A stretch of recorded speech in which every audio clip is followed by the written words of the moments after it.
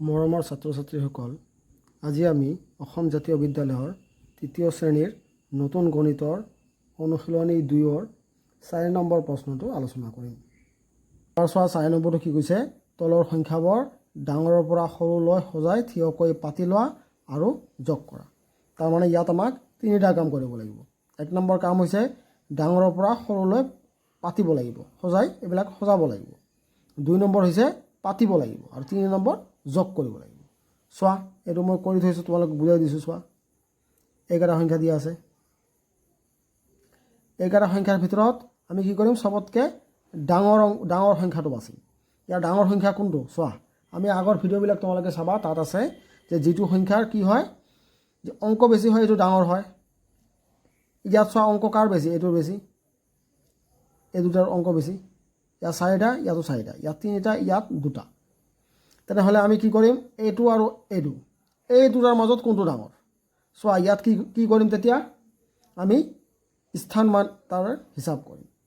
হাজাৰৰ ঘৰত কি আছে? 4, ইয়াৰ হাজাৰৰ ঘৰতো 4, ইয়াৰ হাজাৰৰ ঘৰত 7, ইয়াৰ হাজাৰৰ ঘৰত 8, শতকৰ ঘৰত 7, ইয়াৰ শতকৰ ঘৰত 8। তেনেহ'লে কি কৰিম আমি, যিহেতু 7তকৈ 8 ডাঙৰ, গতিকে এই সংখ্যাটো ডাঙৰ। এই সংখ্যাটো প্ৰথমে লিখিছোঁ, তাৰপিছত এইটো সংখ্যা হ'ব। তাৰপিছত চোৱা কি হ'ব, এই তিনিটা অংক থকা সংখ্যা, তাৰপিছত এইটো 2টা অংক থকা সংখ্যা। এবাৰ হিচাপ কৰি যাওঁ। চোৱা 6 আৰু 3 যোগ কৰিলে কি হয়? 9 হয়। কাৰণ 0 আছে, 0 আমাক 0 ল'ব নালাগে। 6 আৰু 9, 0টো বাদ দিয়া। 6 আৰু 9 যোগ কৰিলে, 6 আৰু 3 যোগ কৰিলে কিমান হ'ব? 9। তাৰপিছত চোৱা এইটো কি আছে, 7, 8, 7, 9, এইকেইটা যোগ কৰিম। কিমান হ'ব? 8 আৰু 7 যোগ কৰিলে কিমান হয়?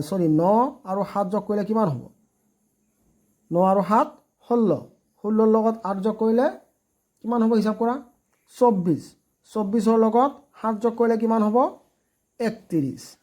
এইটো 31 হয়। 31ৰ কি ল'ম আমি? 1টো ল'ম, 1 ইয়াত বহুৱাম, 3টো আমাৰ হাতত। তাৰপিছত চোৱা এইটো কি আছে, 7 আৰু 7 আছে, 8 আছে, 7 আছে, 5 আছে। আমি 8 আৰু 7 যোগ কৰিলে কিমান হয়? 15, 15ৰ লগত 5 যোগ কৰিলে 20, 15ৰ লগত 5 যোগ কৰিলে 20, আৰু হাতত আছিল আমাৰ 3, 20 আৰু 3 23, এইটো 23, 23ৰ কি বহিব? 3, 2টো হাতত থাকিব। তেনে কি হ'ল? 4 আৰু 4 8, 8 আৰু 2 10। ইয়াত আমি 10 লিখিছোঁ। তুমি ইচ্ছা কৰিলে ইয়াত এটা কমা দি ল'বা, কাৰণ এইটো কিহৰ কমা? হাজাৰৰ কমা। হাজাৰৰ কমা ক'ত থাকে? শতক আৰু হাজাৰৰ মাজত। একেই ধৰণৰ খ নম্বৰটো চোৱা, ইয়াত কি আছে? ইয়াতো সংখ্যা দিয়া আছে। আমাক কি কৰিব লাগিব? প্ৰথমে ডাঙৰটো বাচিব লাগিব। ইয়াত ডাঙৰ কোনটো? আগৰ নিচিনাকৈ অংক হিচাপ কৰা। ইয়াত 3টা, ইয়াত 3টা, 2টা নহয়। তেনেহ'লে ইয়াত 4টা, ইয়াত 4টা, এই দুটাৰ মাজত আমি চাম এই ডাঙৰ কোনটো। ইয়াৰ হাজাৰৰ ঘৰত 7, ইয়াৰ হাজাৰৰ ঘৰত 3, তেনেহ'লে 7 থকাটো ডাঙৰ হ'ব। আমি কি লিখিম? 7, 3টা 0, মানে 7000। তাৰপিছত কি হ'ব? এইটো 4টা অংকৰ ওলা, 3, 1, 8, 0। তাৰপিছত চোৱা এই দুটা আছে, এই দুটাৰ কোনটো হ'ব? ইয়াৰ হাজাৰৰ ঘৰত 6, ইয়াৰ হাজাৰৰ ঘৰত 5, তেনেহ'লে 6টো ডাঙৰ, গতিকে এই সংখ্যাটো ডাঙৰ। 6, 8, 0। তাৰপিছত কি? 5, 5, 0। এতিয়া আমি কি কৰিম? এইটো পাতিম। পাততে কি কৰিব লাগিব? সদায় মনত ৰাখিব লাগিব, এককৰ তলত একক, দশকৰ তলত দশক। এইটো তোমালোকে ভালকৈ চাবা, এইটো মনোযোগেৰে বহুৱাই ল'বা। ইয়াত 3টা 0, 7 আছে। তাৰপিছত কি আছে? এইটো এককৰ ঘৰত 0, ইয়াৰ 0 তলত 0। এই দশকৰ ঘৰত, এইটো দশকৰ ঘৰত কি আছে? 8, তেনেহ'লে ইয়াত বহাই দিম আমি 8। শতকৰ ঘৰত আছে 1, ইয়াৰ শতকৰ তলত কি বহুৱাই দিম? 1। হাজাৰ ঘৰত 3, ইয়াৰ হাজাৰ ঘৰত কি আছে? 7, তেনেহ'লে 7ৰ তলত কি বহুৱাই দিম? 3। এবাৰ আহিল এইটো সংখ্যা। এককৰ ঘৰত 0, তেনেহ'লে 0ৰ তলত 0। দশকৰ ঘৰত 8, এই 8ৰ তলত 8। শতকৰ ঘৰত 6, এই 1ৰ তলত কি বহুৱাম? 6। এবাৰ আহিল এইটো সংখ্যা। একৰ ঘৰত কি আছে? 0।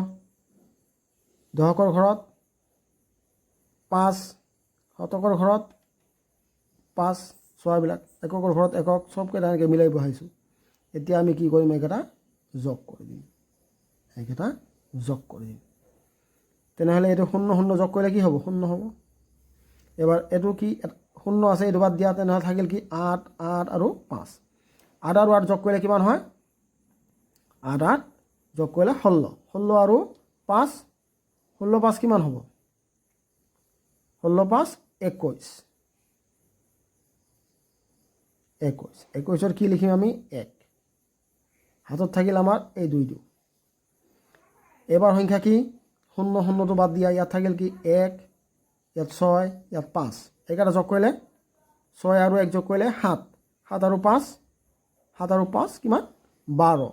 12 আৰু হাতৰ 2 কিমান হয়, 14। 14ৰ কি লিখিম, 4। হাতত থাকিল আমাৰ 1। এবাৰ এইকেইটা হিচাপ কৰিম, থাকিল কি এইটো আৰু এইটো, এই দুটা হাজাৰৰ ঘৰটো। তেনেহ'লে 7 আৰু 3 যোগ কৰিলে কিমান, 7 আৰু 3 10 আৰু 7 আৰু 1 11। কমা দিবা, বুজি পাইছা তোমালোকে। এবাৰ চোৱা গ নম্বৰ, এইটো একে। ইয়াত চোৱা প্ৰথমে ডাঙৰ ঘৰ, ডাঙৰ কোনটো, এইটো আছিল। ইয়াত চোৱা কেইটা অংকৰ, 2টা। ইয়াত এটা অংকৰ, ইয়াত কেইটা অংক আছে, 4টা। ইয়াত কেইটা, 3টা। ইয়াত কেইটা, 2টা। তেনেহ'লে কোনটো আমাৰ ডাঙৰ হ'ব, 4টা থকাটো। কি আছে, 3 8 7 5। তাৰপিছত 2টা থকাটো, 3টা থকাটো, 7 3 8। তাৰপিছত কি হ'ব, 2টা থকাটো, 2টা আছে, 2টা অংক থকা 2টা সংখ্যা আছে, এইটো এটা এইটো এটা। তেনেহ'লে কোনটো ডাঙৰ হ'ব, ইয়াত কি আছে, দশকত 6, ইয়াৰ দশকত 4। তেনেহ'লে কোনটো ডাঙৰ, 6টো ডাঙৰ। তেনেহ'লে এই সংখ্যাটো হ'ব। তাৰপিছত কি হ'ব, এইটো 40। তাৰপিছত বাকী থাকিল কি 9, ইয়াত 9 বহিব। এইবাৰ কি কৰিম আমি, এইবিলাক পাতি ল'ম। ইয়াত কি আছে, 3 8 7 5। তেনেহ'লে এইটো এককৰ ঘৰৰ সংখ্যা কি আছে, 8। কেনেহ'লে কাৰ তলত বহিব, 5ৰ তলত, কাৰণ 5টো এককৰ ঘৰৰ সংখ্যা। 3টো দশকৰ ঘৰৰ সংখ্যা, তেনেহ'লে ক'ত বহিব, ইয়াত বহিব 3। 7টো শতকৰ ঘৰৰ সংখ্যা, ক'ত বহিব, ইয়াৰ তলত। এবাৰ এইটো এককৰ ঘৰত কি আছে, 0 0, দশকৰ ঘৰত 6, তেনে ইয়াৰ দশকৰ তলত বহিব 6। এইবাৰ আছিল এইটো এককৰ ঘৰত কি, 0, দশকৰ ঘৰত 4, তেনেহ'লে ইয়াত বহিব 6ৰ তলত, দশকৰ ঘৰত। এইটো 9 হ'ল এককৰ ঘৰৰ, তেনেহ'লে এইটো ইয়াত বহাই দিম। এইটো বহুৱাই কি কৰিম আমি, যোগ কৰিম। এবাৰ চোৱা, যোগ কৰিলে কি হ'ব, ইয়াত 2টা 0 আছে, 0 2টা বাদ দিয়া, কি থাকিল 9 8 আৰু 5। 9 আৰু 8 যোগ কৰিলে কিমান হয়, 17। 17ৰ লগত 5 যোগ কৰিলে কিমান হ'ব, 22। 22ৰ কি লিখিম আমি, 2। 22ৰ 2। হাতত থাকিল আমাৰ এই 2টো। ইয়াত আছে কি 7 3 6 4। তেনে যোগ কৰা, 4 আৰু 6 যোগ কৰিলে কিমান, 10। 10 আৰু 3 13। 13ৰ লগত 7 যোগ কৰিলে কিমান হ'ব, হিচাপ কৰি চোৱা, 20। 20 আৰু হাতৰ 2 আকৌ 22। আকৌ কিমান পালোঁ, 22। 22ৰ কি লিখিম এইবাৰ, 2। 2 হাতত আকৌ থাকিল আমাৰ 2। এবাৰ শতকৰ ঘৰত এই 2টা চোৱা, 7 আৰু 8 যোগ কৰিলে কিমান, 7 আৰু 8 15। 15 আৰু হাতৰ 2 17। 17ৰ কি বহুৱাম, 7। হাতত থাকিল আমাৰ 1। তেনেহ'লে এইবাৰ হাজাৰৰ ঘৰত কি আছে, 3। 3ৰ লগত কি কৰিম আমি, 1 যোগ কৰি দিম, 4। বুজি পাইছা তোমালোকে। এবাৰ চোৱা 5 নম্বৰ। 5 নম্বৰটো আমি কিতাপতে কৰিম। প্ৰথমে প্ৰশ্নটো চোৱা, কি কৈছে, তলৰ তালিকাত থকা সংখ্যাবোৰ থিয়কৈ আৰু পথালৈকৈ যোগ কৰা। যোগফলবোৰৰ আকৌ থিয়কৈ আৰু পথালৈকৈ যোগফল ওলোৱা। দুয়োফালৰ পৰা পোৱা যোগফল সমান হ'লনে। আমাক কি কৈছে, প্ৰথমে এনেকৈ আমাক কি কৈছে, পথালিকৈ যোগ কৰিব কৈছে। তাৰপিছত কি কৈছে আমাক থিয়কৈ যোগ কৰিব কৈছে। তাৰপিছত কি কৈছে যোগফলবোৰ আকৌ থিয়কৈ আৰু পথালিকৈ যোগ কৰিব কৈছে। মানে যিটো যোগফল পাম এইটো আকৌ কি কৈ থিয়কৈ আৰু এনেকৈ পথালিকৈ যোগ কৰিব কৈছে। প্ৰথম আমি কি চাম এনেকৈ চাওঁ পথালিকৈ যোগ কৰিলে কি কৰিম এই পথালিকৈ যোগ কৰা তোমালোকে পাইছা 3 নম্বৰত পথালিকৈ যোগ কৰা একেই নিয়ম। ইয়াৰ এককৰ ঘৰত কি আছে 2, ইয়াৰ এককৰ ঘৰত 5, ইয়াৰ এককৰ ঘৰত 4 এইকেইটা যোগ কৰিম কিমান হ'ব 2 আৰু 5 যোগ কৰিলে 5 2 7, 7 আৰু 4 যোগ কৰিলে কিমান হ'ব 7 আৰু 4 যোগ কৰিলে 11, 11ৰ কি লিখিম 11ৰ 1, 11ৰ কি হ'ব 1 হাতত থাকিল আমাৰ 1 হাতত থাকিল 1। এবাৰ দশকৰ ঘৰৰ সংখ্যা যোগ কৰা 3 ইয়াত 0 ইয়াত 1, 3 আৰু 1 কিমান হ'ল 3 আৰু 1 4 হাতত কিমান আছিল 1 5 তোমালোকে হাতত থকা সংখ্যাটো ক'ৰবাত লিখি ল'বা নহ'লে আকৌ পাহৰি গ'লে ভুল হৈ যাব। শতকৰ ঘৰত কি আছিল কি আছে 2 আছে 3 আছে 7 আছে তেনেহ'লে এইকেইটা যোগ কৰিম 7 আৰু 3 কিমান হয় 10, 10 আৰু 2 12 ইয়াত হাতত আছে নেকি নাই তেনেহ'লে ইয়াত কি লিখিম 12 উঠায়ে নাই ইয়াত তোমালোকে বুজি পাবা চাগে ইয়াত 12 হ'ল। এইবাৰ কি কৰিম এইটো কি কৰিম থিয়কৈ যোগ কৰিম পথালিকৈ হ'ল এইবাৰ এনেকৈ থিয়কৈ যোগ কৰিম একেটা থিয়কৈ যোগ কৰিম কি হ'ব 2 আৰু 2 4 4 তাৰপিছত কি আছে ইয়াত 3 দশকত 3 আছে 2 আছে 5 আছে তেনেহ'লে এইকেইটা যোগ কৰিম 3 আৰু 2 কিমান 5, 5 আৰু 5 5 আৰু 5 10, 10ৰ 0, 10ৰ 0 হাতত কিমান থাকিল 1 আমি এনেকৈ লিখি ল'লোঁ 1 হাতত থাকিল ঠিক আছে। এবাৰ চোৱা শতকত কি আছে 2 3 আৰু 4 এইকেইটা যোগ কৰা 2 আৰু 3 যোগ কৰিলে 5, 5 আৰু 4 9, 9 আমাৰ হাতত কিমান আছিল 1, 9 আৰু 1 10, 10 বুজি পাইছা। এবাৰ এইটো আমি কি কৰিম পথালিকৈ যোগ কৰিম এইটো ইয়াত কি আছে একৰ ঘৰত 2 6 4 এইকেইটা 2 আৰু 6 যোগ কৰিলে 8, 8 আৰু 4 যোগ কৰিলে 12, 12ৰ কি 12ৰ 2 হাতৰ থাকিল আমাৰ 1 ঠিক আছে। এবাৰ চোৱা দশকৰ সংখ্যা দশকৰ ঘৰত কি আছে 2 আছে ইয়াত আছে 1 ইয়াত আছে 0 তেনেহ'লে 2 আৰু 1 কিমান 3 আৰু হাতৰ একে 4 হাতৰ একে 4 তাৰপিছত শতকত কি আছে 3 আছে 4 আছে 2 আছে তেনেহ'লে 3 আৰু 4 যোগ কৰিলে কিমান 3 আৰু 4 7, 7 আৰু 2 9, 9 হ'ল। তেনেহ'লে এইটো কি কৰিম এবাৰ আমি এইটো পথালিকৈ যোগ কৰিম চোৱা এইটো কি কৰিম পথালিকৈ যোগ কৰিম চোৱা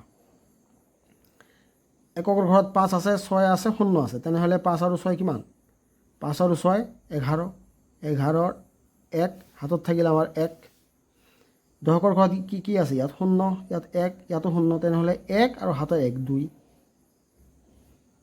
আমাৰ হাতত নাই আৰু এবাৰ আছে শতকত 3 4 2 3 আৰু 4 কিমান 7, 7 আৰু 2 9,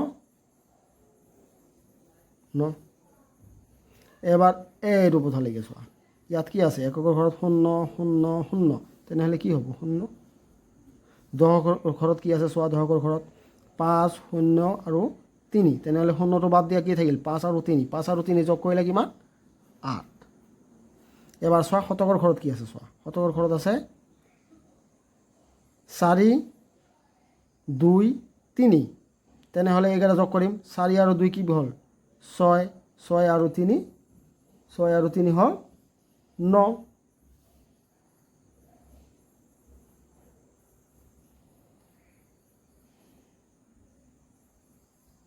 এইবাৰ এইটো পথালিকৈ হিচাপ কৰিম চোৱা এইটো কি আছে এইটো ইয়াতে একৰ ঘৰত 4 4 0 তেনেহ'লে 4 4 কিমান 8